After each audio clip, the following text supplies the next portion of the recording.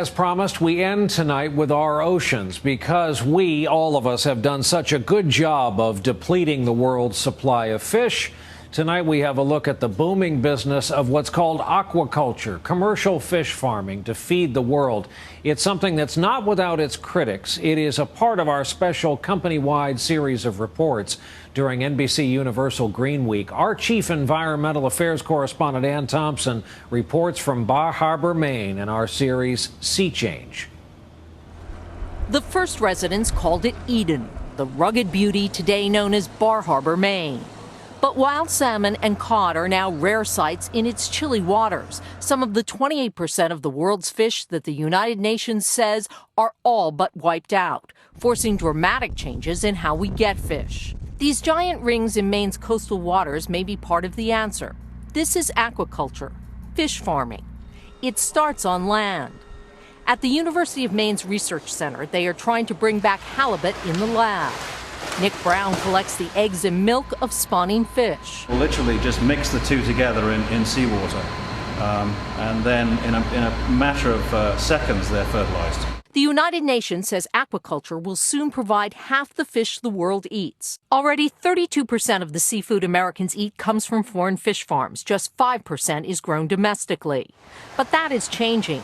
At the U.S. Department of Agriculture lab in Maine, Bill Walters takes a page from land-based farmers in breeding salmon. We're basically selecting for growth, survival.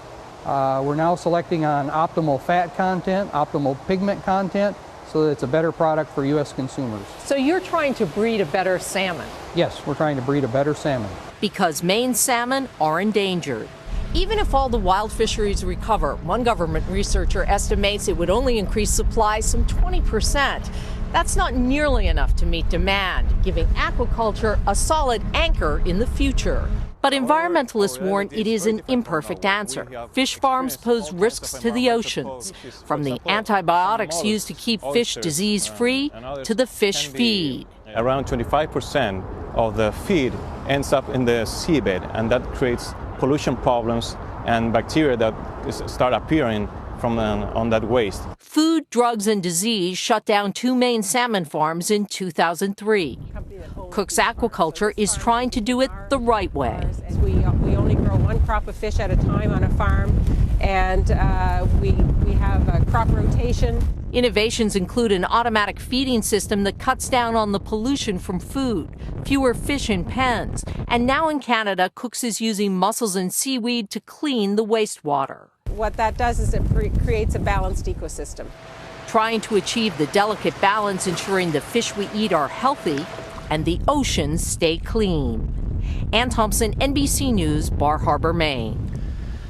And that's our broadcast for this Monday night as we start off a new week. Thank you for being with us. I'm Brian Williams. We, of course, hope to see you back here tomorrow evening. Good night.